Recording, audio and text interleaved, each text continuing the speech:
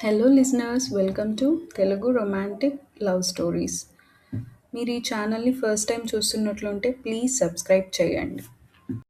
ఈ రెండు కండిషన్స్ నువ్వు ఒప్పుకుంటే నీ రామ్ని నీకు ఇవ్వడానికి నాకు ఎలాంటి అభ్యంతరం లేదు అంటూ తను చెప్పడం ముగించి ఆమె వంక చూశాడు. నవ్య రావణ్ వంక చూస్తూ, ఒకవేళ నేను ఈ రెండు కండిషన్స్కి ఒప్పుకుంటే నిజంగా నువ్వు రామ్గా మారిపోతావా శాశ్వతంగా? అడిగింది డౌట్గానే. నిజంగానే ప్రామిస్ చేసి చెప్తున్నా, నువ్వు ఈ రెండు కండిషన్స్కి ఓకే చెప్పు, అప్పుడు ఖచ్చితంగా నీకు నీ రామ్ని తిరిగి ఇవ్వడానికి ట్రై చేస్తాను. కాదు కాదు, ఖచ్చితంగా ఇస్తాను అన్నాడు రావణ్ నమ్మకంగా. తన మనసులో ఏదో ఒక ప్రణాళిక వేసుకొని ఇలాగే చేయాలి అనుకుంటూ, నాకు ఓకే చెప్పింది నవ్య. నిజంగానా అడిగాడు రావణ్ నవ్య వంక మరింత అనుమానంగా చూస్తూ. అంత అనుమానంగా నా వైపు చూడాల్సిన పని లేదు. నిజంగా నువ్వు మెట్టు దిగినప్పుడు నేను కూడా రెండు మెట్లు దిగడంలో తప్పు లేదు అని నా ఉద్దేశం చెప్పింది నవ్య. అయితే నేను వెళ్ళి పెళ్లి పనులు చూస్తాను చెప్పాడు రావణ్. బావా ఆగు, పెళ్లి సింపుల్గా ఏదైనా రిజిస్టర్ ఆఫీస్లో చేసుకుందాం. నాకు ఆర్భాటంగా వద్దు, జస్ట్ సింపుల్గా కావాలి తలదించుకొని చెప్పింది. సరే నీ ఇష్టం, నువ్వు ఎలా అంటే అలాగే. నేను మన పెళ్లి రిజిస్టర్ ఆఫీస్లోనే అయ్యేలా చేస్తాను సరేనా? నమ్మకంగా మాటిచ్చాడు. రావణ్ అలా మాట్లాడేసరికి ధైర్యం వచ్చింది నవ్యకి. సరే అయితే మధ్యాహ్నం చీరల వాళ్ళని నగల వాళ్ళని ఇంటికి తీసుకొని రమ్మని చెప్తాను. నువ్వు సిరి తీసుకోండి. అలాగే రిషికి కూడా బట్టలవి తెప్పిస్తాను సరేనా అన్నాడు. అలాగే బావా. లేచి రావణ్ పక్కన కూర్చొని, నువ్వు తిన్నావా అడిగింది నవ్య. లేదే, తినాలి, ఇంకా తినలేదు. అన్నట్టు నువ్వు కూడా తినలేదు కదా, ఇద్దరం తిందాం. నేను ఇద్దరికి టిఫిన్ ఇక్కడికే తీసుకొని వస్తాను అంటూ లేచి కిందకి వెళ్ళి ఓ ప్లేట్లో ఇద్దరికి టిఫిన్ పెట్టుకొని వచ్చాడు. ఇలా చాలా రోజుల తర్వాత రావణ్ చాలా సాఫ్ట్గా మాట్లాడేసరికి నవ్య కూడా చాలా హ్యాపీగా ఫీల్ అయింది. నవ్య రావణ్కి తినిపిస్తూ ఉంటే రావణ్ నవ్యకి తినిపిస్తూ ఉన్నాడు. సరే అయితే నేను వెళ్ళొస్తాను, ఒకసారి కిందకి వెళ్ళి సిరితో మాట్లాడు, తను కూడా చాలా హ్యాపీ ఫీల్ అవుతుంది అని చెప్పేసి అక్కడి నుంచి వెళ్ళిపోయాడు. ఇక రావణ్ వెళ్ళిపోయాక మంచం మీద వాలిపోయింది నవ్య. ఎందుకో మనసంతా హాయిగా అనిపిస్తూ ఉంటే చాలా హ్యాపీగా ఫీల్ అవుతూ ఉంది. ఏవండి, ఒకసారి మీరు మన రామ్తో మాట్లాడొచ్చు కదా, భర్త చేతికి కాఫీ అందిస్తూ చెప్పారు సుమిత్ర. భార్య అందించిన కాఫీ కప్ అందుకొని దాని పక్కనే ఉన్న టేబుల్ మీద పెట్టి తను కూర్చున్న ఆ కుర్చీలో నుంచి లేస్తూ, సుమిత్ర, దేనికైనా టైం రావాలి. ఇప్పుడు మనం చెప్పినంత మాత్రాన నీ కొడుకు వస్తాడు అనుకుంటున్నావా? సూటిగా భార్య వైపు చూస్తూ ప్రశ్నించారు సుధాకర్. నేను కాదు అనట్లేదు. కానీ ఇప్పుడు ఇక్కడ పాపం శ్రీజ తను ఎంతలా కుమిలిపోతుందో నేను కళ్ళారా చూస్తున్నాను కదా! పాపమండి, రామ్‌ని తలుచుకుంటూ సరిగ్గా భోజనం కూడా చేయడం లేదు. ఒకసారి మీరే తన గురించి ఆలోచించండి. అయినా మన కళ్ళ ముందు పెరిగిన పిల్ల ఇలా ఉంటే మనం ఎలా చూస్తూ ఉండగలం? ఇక భార్యతో ఎక్కువ వాదించలేక, సరే సుమిత్ర, నేను చూసుకొని వాడితో మాట్లాడతాను. నువ్వేం కంగారు పడకు అంటూ కాఫీ కప్ తీసుకొని అక్కడి నుంచి వెళ్ళిపోయారు. సుమిత్ర గారు కూడా ఆలోచిస్తూ అక్కడి నుంచి బయటకి వచ్చేశారు. నవ్య చాలా హ్యాపీగా ఫీల్ అవుతూ ఇక అలానే కిందకు వెళ్ళి అక్కడే కూర్చుంది. ఇక రావణ్ కూడా ఇంట్లో లేడు అని తన రూమ్లోనే ఉండిపోయింది సిరి. రిషి బయటికి వస్తాను అన్నా కూడా తనని కూడా రూమ్లోనే ఉంచి ఆడిపిస్తూ ఉంది. నవ్య హాల్లోనే టీవీ చూస్తూ కాసేపు గడిపేసి నిద్ర రావడంతో అక్కడి నుంచి తిరిగి తన గదిలోకి వెళ్ళిపోయింది. ఇక ఈవినింగ్ అవుతుండగా వచ్చాడు రావణ్. రూమ్లోకి వెళ్ళి చూసేసరికి ఫోన్ చూస్తూ కనిపించింది నవ్య. ఏంటి మేడం, ఏం చేస్తున్నారు? అయినా అంతలా ఫోన్ చూడడం మంచిది కాదు నవ్వుతూ తన దగ్గరికి వస్తూ చెప్పాడు. ఆహా, అది కాదు బావా. నా ఫ్రెండ్ ఒక అమ్మాయి చాలా రోజుల తర్వాత మెసేజ్ చేసింది, అందుకే తనతో చాటింగ్ చేస్తున్నా నవ్వుతూ బదిలిచ్చింది నవ్య. నవ్య పక్కన కూర్చొని, అందుకని మార్నింగ్ నుంచి తనతో మాట్లాడుకుంటూ కూర్చున్నావా అనుమానంగా అడిగాడు రామ్. అలా ఏం కాదు, ఒక అరగంట ముందు మొదలెట్టాము. ముందు నువ్వు వెళ్ళి ఫ్రెష్ అవ్వు బావా అంటూ చెప్పడంతో అక్కడి నుంచి వాష్రూమ్లోకి వెళ్ళిపోయాడు రామ్. తను ఫ్రెష్ అయ్యి వచ్చేసరికి నవ్య వెళ్ళి రామ్ కోసం టీ ప్రిపేర్ చేసి తీసుకువచ్చింది. అదిక తన చేతిలోకి తీసుకుంటూ థ్యాంక్స్ లిల్లీపుట్ చిరునవ్వులు చిందిస్తూ చెప్పాడు. ఆ పేరు విన్న నవ్య కళ్ళల్లోంచి నీళ్లు వచ్చాయి. నవ్య కన్నీళ్లు రామ్ దృష్టి దాటిపోలేదు. ఏయ్, మళ్ళీ ఏడుస్తున్నావా అంటూ తాగుతున్న కప్ పక్కన పెట్టేసి నవ్య దగ్గరికి చేరిపోయాడు. నవ్య నడుము చుట్టూ చేతులు వేసి తన్ని దగ్గరకు జరుపుకొని, ఇదిగో ఇలా ఏడవచ్చా చెప్పు, నువ్వు ఏడుస్తూ ఉంటే తనను చూడలేక, ఇంకా ఇవి ఎప్పుడు నీ కళ్ళల్లో రాకూడదు అంటూ వాటిని తుడిచి ప్రేమగా తన పెదాలు అందుకున్నాడు. నవ్య కూడా 2 నిమిషాలు తన ఆలోచనలను పక్కన పెట్టి ఆ ముద్దుని ఆస్వాదిస్తోంది. ఎందుకు ఈసారి నిజంగా నవ్య కళ్ళు కన్నీళ్లతో చెమర్చాయి. రామ్ జుట్టులో వేళ్లు పోనిచ్చి తన ఆ ముద్దుని ఇంకా గాఢంగా మార్చేసింది. ఆమె ముద్దు పెట్టే తీరు చూస్తూ ఉంటే జీవితంలో అదే వాళ్ళకి ఆఖరి ముద్దు అన్నట్టు ప్రవర్తిస్తుంది. చాలా రోజుల తర్వాత మళ్ళీ హాల్‌లో ఇలా వాళ్ళ ప్రేమని పంచుకోవడం వల్ల ఇలా ఉన్నదేమో అన్న ఆలోచనలు రామ్ సైలెంట్‌గా అయిపోయాడు. నవ్య మాత్రం ఏ ఆలోచనలు లేకుండా కేవలం ఆ ముద్దులో మాత్రమే తేలిపోతోంది. తన ఊపిరి భారమైన వేళ ఆ ముద్దుకి కష్టంగా స్వస్తి పలికి, రామ్‌ని వదిలి దూరంగా జరిగి ఆమె మొహం అతనికి చూపించలేక చిరుసిగ్గులు అలుముకుంటుంటే దోసిట్లో మొహం దాచేసింది. ఆమె చేసే ప్రతి చర్యని అపురూపంగా చూస్తూ, ఇన్నాళ్ళు తన దూరమైన ఆ భావాలని ఆస్వాదిస్తూ ఉన్నాడు రామ్. ఇంతలో విక్రమ్ కాల్ చేయడంతో ఫోన్ లిఫ్ట్ చేసి, హలో విక్రమ్ చెప్పు. సార్ అదే మీరు బట్టల వాళ్ళని, నగల వాళ్ళని రమ్మన్నారంట కదా! అందుకే వాళ్ళు వచ్చారు. ఓసారి మీకు చెప్దామని కాల్ చేశాను. ఓకే అంటూ కాల్ కట్ చేసి నవ్య దగ్గరికి చేరి తన మీదకి వంగాడు. లూజ్‌గా ఉన్న ఆమె హెయిర్ గాలికి అగరబత్తుల ధూపంలా లూజ్‌గా ఊగుతూ ఉంటే షాంపూ స్మెల్ ఆస్వాదిస్తూ కిందకి పద. బట్టల వాళ్ళు, నగల వాళ్ళు వచ్చారు అంటూ ఆ హెయిర్‌ని పక్కకు జరిపి ఒక చిన్న లవ్ బైట్ ఇచ్చి అక్కడి నుంచి వెళ్ళిపోయాడు. అతను చేసే ఆ తీపి గాయాన్ని పరవశించిపోతూ అద్దంలో తనని తాను చూసుకుంది. పెదాల మీద రావని పంటి గుర్తులు కనిపిస్తూ ఉంటే నవ్వుకుంటూ లిప్ బామ్ అప్లై చేసుకొని అక్కడి నుంచి కిందకి వెళ్ళిపోయింది. నవ్య వచ్చేసరికి సిరి, రిషి అక్కడ కనిపించడంతో గట్టిగా శ్వాస తీసుకొని వదిలి అక్కడి నుంచి వాళ్ళ దగ్గరికి వెళ్ళింది నవ్య. రా నవ్య వచ్చి కూర్చో. ఈ చీర చూడు నీకు చాలా బావుంటుంది. నీకు బాగా సెట్ అవుతుంది అని చీర తీసి నవ్య భుజం మీద వేసి అతనికి చూపిస్తూ ఉంది సిరి.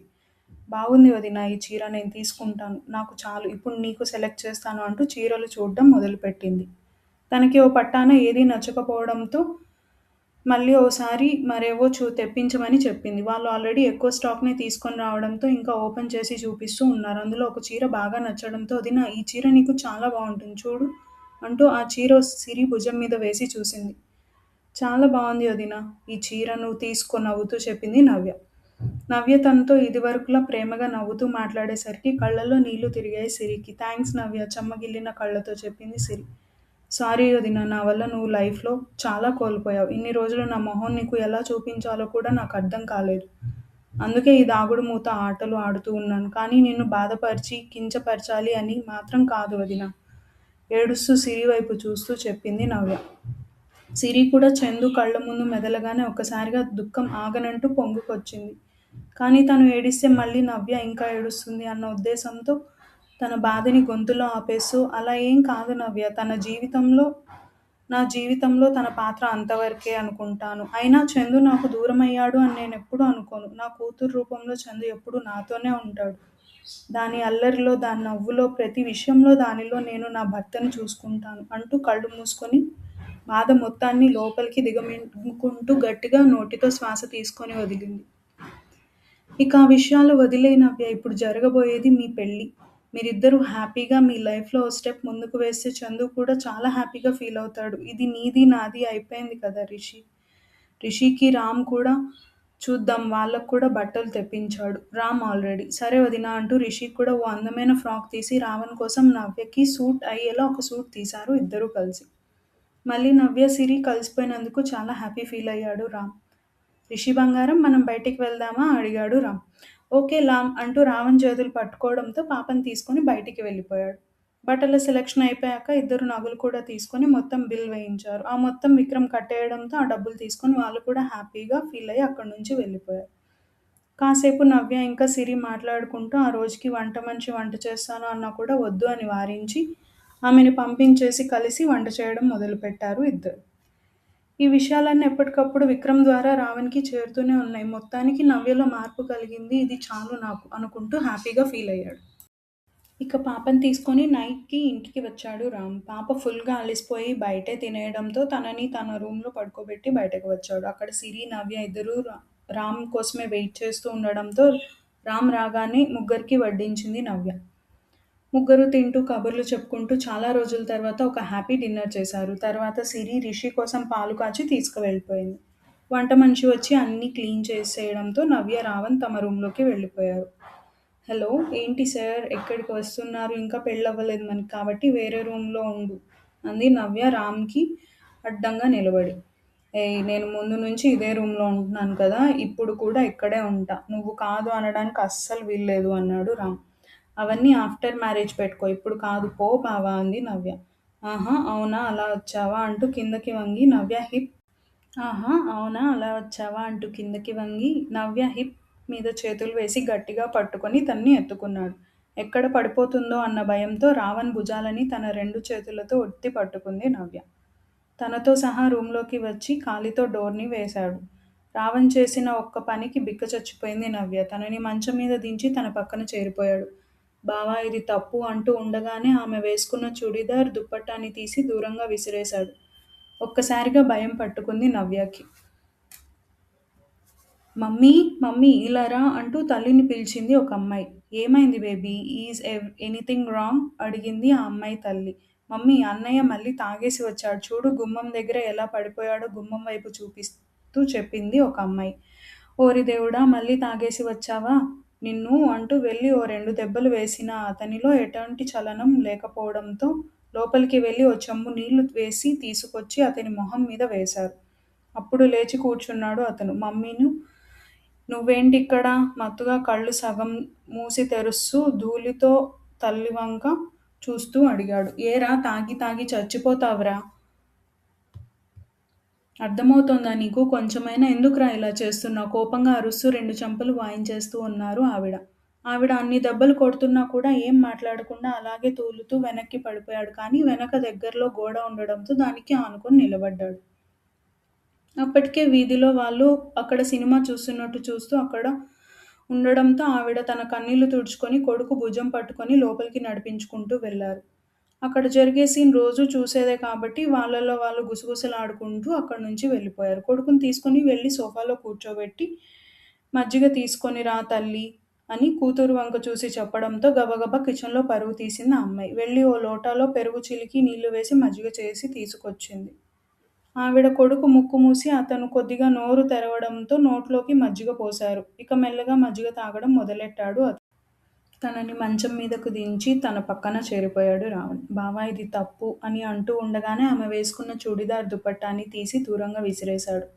ఒక్కసారిగా భయం పట్టుకుంది నవ్యకి. రామ్ నవ్యకి దూరంగా జరిగి తన మొహం మీద గాలిని బ్లో చేశాడు. అతను అలా చేస్తూ ఉంటే ఒక్కసారిగా తన ప్రమేయం లేకుండా దుప్పటిని 2 చేతులతో గట్టిగా పట్టుకుంది. ఆమె స్పందన చూసి నవ్వుకుంటూ సైడ్‌కి తిప్పి వెనక నుంచి ఆమెని హత్తుకున్నాడు. అతని వెచ్చని శ్వాస మెడ వంపుల్లో గిలిగింతలు పెడుతూ ఉంటే బావా కష్టంగా ఒక్కో అక్షరం కూడదీసుకుంటూ పలికింది. ఏంటే ఇంత అందంగా ఉన్నావు? కంట్రోల్ చేసుకోవడం నా తరం కావడం లేదు. నా ఫుల్ మీల్స్ నేను తీసుకోవచ్చా? ప్లీజ్ కాదు అని మాత్రం అనకే. ముక్కుతో మెడవంపుల్లో గిలిగింతలు పెడుతూ అడిగాడు. అతను అడిగిన దానికి బిగుసుకుపోయి ఉండిపోయింది.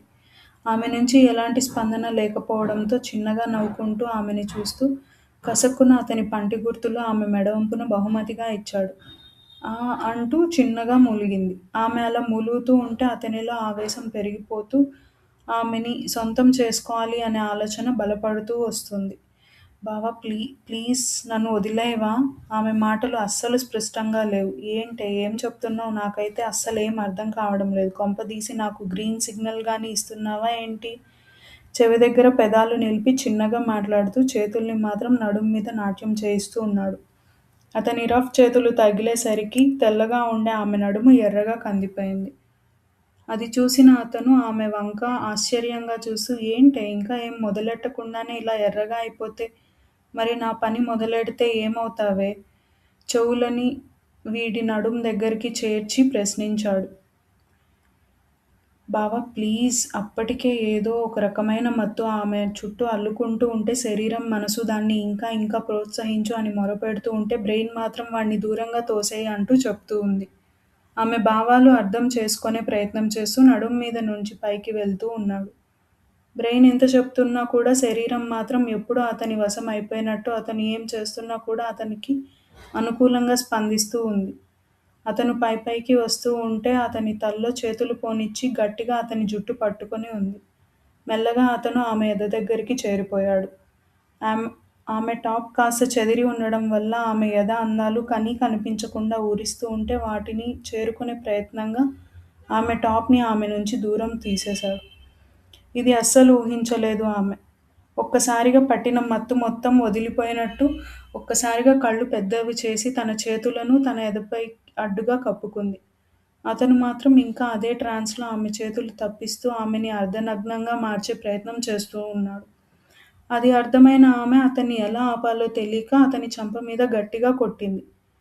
అప్పటి వరకు సాఫ్ట్‌గా తనని సొంతం చేసుకోవాలి అని చూసినవాడు కాస్త తను అలా కొట్టేసరికి ఒక్కసారిగా రావణ్‌లా మారిపోయి ఆమె వంక కోపంగా చూస్తూ ఆమె పీక పట్టుకున్నాడు.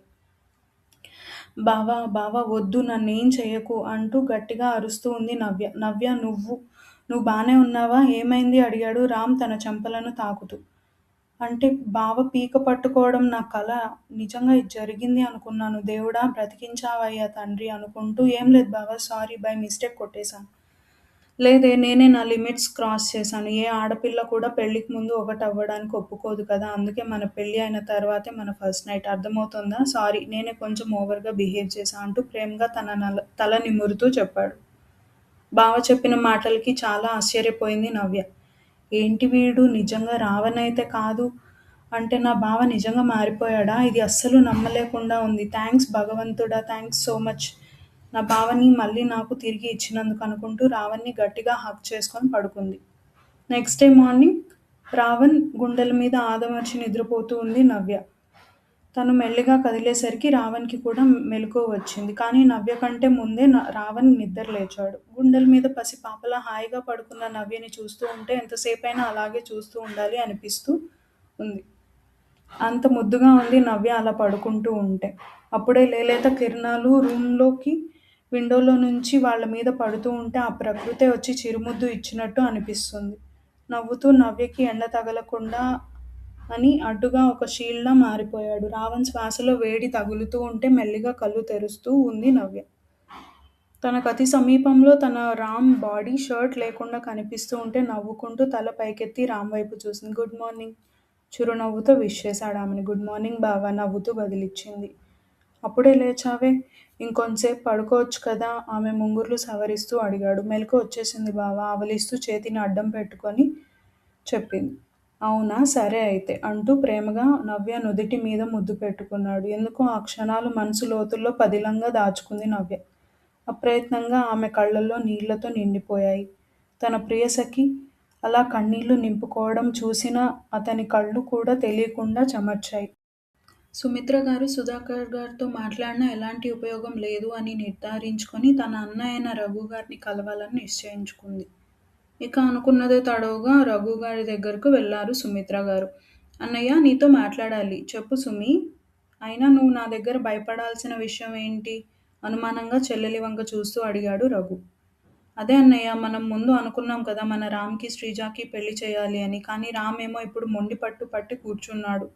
ఆ బజారు దాని కూతుర్ని చేసుకుంటాను అని. నా కొడుకు అలా ఎవరికి పుట్టిందో కూడా తెలియని ఒక నీతిమాలిన దాని కూతుర్ని పెళ్లి చేసుకోవాలి అని నేను అనుకోవట్లేదు. నువ్వే ఏదో ఒకటి చేసి దాని వల్లో నుంచి నా కొడుకుని కాపాడాలి. నా కొడుకుని నా మేనకోడలు శ్రీజాకిచ్చి పెళ్లి చేయాలి అనుకుంటున్నాను అని తలదించుకొని చెప్పింది సుమిత్ర. సుమిత్ర దాని తల్లి ఎలాంటిదైనా అవ్వని. కానీ నవ్య నా డీఎన్ఏలో కూడా అది ప్రూవ్ అయింది కదా! అప్పుడు నవ్య కూడా నీకు మేనకోడలు అవుతుంది. మరి దానికి ఏమంటావు? ఆ లెక్కల్లో చూసుకుని నీ మేనకోడల్నే నీ కొడుకు పెళ్లి చేసుకుంటున్నాడు. దాంట్లో నీకు ఏం ప్రాబ్లమ్ ఏం లేదు కదా? అడిగాడు రఘు. అన్నయ్య నేను ఒప్పుకుంటాను నవ్యని నీ రక్తం అని. కానీ దానికి కూడా ఒకవేళ దాని తల్లిలా 10 మందితో తిరిగే అలవాటు ఉంటే? అప్పుడు నా కొడుకు పరిస్థితి కూడా నీ పరిస్థితిలాగే అవుతుంది. ఇంక నీకు మాలిని అయినా ఉంది. నా కొడుకు దాని చేతిలో మోసపోతే ఎలా? అందుకే నువ్వేమైనా చెప్పు. అలాంటి దాన్ని కూతుర్ని నా ఇంటి కోడలుగా నేను చేసుకోలేను. నువ్వు రామ్‌తో మాట్లాడతావో లేదంటే నవ్యతో మాట్లాడి ఒప్పిస్తావో నాకు తెలీదు. కానీ ఎలాగైనా ఈ పెళ్లి ఆగిపోవాలి. నా కొడుక్కి నీ కూతురు మళ్ళీ ముఖ్యంగా చెప్తున్నానన్నయ్య. నీకు, మాలినికి పుట్టిన కూతురు శ్రీజకి మాత్రమే పెళ్లి జరగాలి. కాదు అని ఆ నవ్యతో పెళ్లి జరిగితే మాత్రం నేను దాన్ని బ్రతకనివ్వను. నాకు ఈ లోకంలో నా కొడుకు కంటే ఏదీ ముఖ్యం కాదు అంటూ అక్కడి నుంచి వెళ్ళిపోయారు సుమిత్ర గారు. సుమిత్ర వెళ్ళిపోయిన తర్వాత ఎందుకు సంధ్య నన్ను ఇంత మోసం చేశావు? నీకేం తక్కువ చేశాను? నిన్ను నా గుండెల్లో పెట్టుకొని చూసుకోవాలి అనుకున్నాను కదా! లైఫ్ లాంగ్ నీకు నేనేం తక్కువ చేశానని నువ్వు ఇంకొక మగాడితో అక్రమ సంబంధం? అసలు ఆ మాట కూడా అనలేక రఘు గారికి గొంతులో నుంచి మాట బయటికి రావడం లేదు. మాలినిని పెళ్లి చేసుకున్న ఇన్నేళ్ల తర్వాత కూడా ఇంకా నా మనసులో నువ్వు అలాగే ఉన్నావంటే ఎవరైనా అబద్ధం అనుకుంటారేమో కానీ నా ఊపిరి ఆగే వరకు నువ్వు నా మనసులోంచి వెళ్ళిపోవు సంధ్య. కానీ నువ్వు చేసిన పని ఉంది చూడు ఒకరితో కాదు, ఇద్దరితో కాదు. ఒకేసారి 5గురితో నువ్వు అక్రమ సంబంధం పెట్టుకున్నావు. నాకు అడ్డంగా దొరికిపోయిన తర్వాత కూడా నువ్వు నీ తప్పును కప్పిపుచ్చుకోవాలి అనుకున్నావు. నాతో అంత ప్రేమగా ఎలా నాటకం ఆడగలిగావు? అనుకుంటూ సంధ్య గారి గురించి ఆలోచిస్తూ తను పెట్టుకున్న కళ్ళజోడు తీసి పక్కనే ఉన్న టేబుల్ మీద పెట్టి కళ్ళు మూసుకున్నారు. ఆ మూసిన కనుపాపల వెంట నీళ్లు సైడ్ నుంచి కారిపోతూనే ఉన్నాయి. రఘు, నాకు జీవితంలో నీకంటే ఎవ్వరూ ఎక్కువ కాదు. నువ్వే నా ప్రపంచం. ఒక చిన్న ప్రపంచం, అందులో నువ్వు నేను మనకి పుట్టబోయే బిడ్డ. అంతే, ఇంకేం వద్దు. జీవితాంతం మీ ఇద్దరిని చూసుకుంటూ గడిపేస్తాను. నవ్వుతూ రఘు గారి చుట్టూ చేతులు వేసి ఆయన్ని హత్తుకొని చెప్పారు సంధ్య. నాకు మాత్రం మీరు తప్ప ఎవరున్నారు సంధ్య? నువ్వు మనకి పుట్టబోయే బిడ్డ, నాకు మీరే ప్రపంచం. ప్రేమగా సంధ్య గారి వంక చూస్తూ చెప్పారు రఘు. సరే, నీకు ఆఫీస్ టైం అవుతుంది కదా, నేను వంట చేయాలి. ఇంక నువ్వు కాసేపు పడుకో అంటూ రఘు గారిని వదిలి వెళ్ళి ఫ్రెష్ అయి వంట పనులు మొదలుపెట్టారు సంధ్య. వెళ్ళిన సంధ్య గారి వైపే చూస్తూ ఉన్నారు రఘు గారు. తనకి టిఫిన్, లంచ్ ప్రిపేర్ చేస్తూ ఉంది సంధ్య. ఈలోపు రఘు గారు ఫ్రెష్ అయ్యి వచ్చి సంధ్య అన్నీ సర్దుతూ ఉంటే రఘు గారికి టిఫిన్ ఇచ్చి లంచ్ బాక్స్ కూడా ప్యాక్ చేసి ఇచ్చేశారు. బాయ్ సంధ్య, జాగ్రత్తగా ఉండు. ఈవినింగ్ త్వరగా రావడానికి ట్రై చేస్తాను, ఓకేనా? త్వరగా వచ్చే రఘు, కొంచెం అనీజీగా ఉంది. ఈవినింగ్ హాస్పిటల్కి వెళ్దాం చెప్పారు సంధ్య. అయ్యో, మరి ఇప్పటి వరకు ఎందుకు చెప్పలేదు? ఈరోజు లీవ్ తీసుకుంటాను. సాయంత్రం వరకు కాదు, ఇప్పుడే వెళ్దాం హాస్పిటల్కి కంగారుగా భార్య వంక చూస్తూ చెప్పారు. నాకు పెద్దగా ఏమీ అవ్వలేదండి. కాకపోతే కొంచెం కడుపులో వికారంగా, అలాగే నీరసంగా. దానికే మీరు లీవ్ తీసుకోవాల్సిన అవసరం లేదు. ఎలాగో ఇంట్లో పనులన్నీ అయిపోయాయి కదా. నేను రెస్ట్ తీసుకుంటాను నువ్వు వచ్చే వరకు. నాకు పని ఏమి లేదు. సో నువ్వు ఆఫీస్కి వెళ్ళు రఘు అంటూ రఘు గారిని పంపించేశారు సంధ్య. ఆ రోజు ఈవినింగ్ ఆఫీస్లో పని త్వరగా ముగించుకొని ఇంటికి వచ్చాడు రఘు. సంధ్య, సంధ్య అల్లే హాస్పిటల్కి వెళ్దాం పదా. ఇప్పుడు ఎలా ఉంది? ప్రేమగా సంధ్య చెంపలను తాకుతూ అడిగాడు.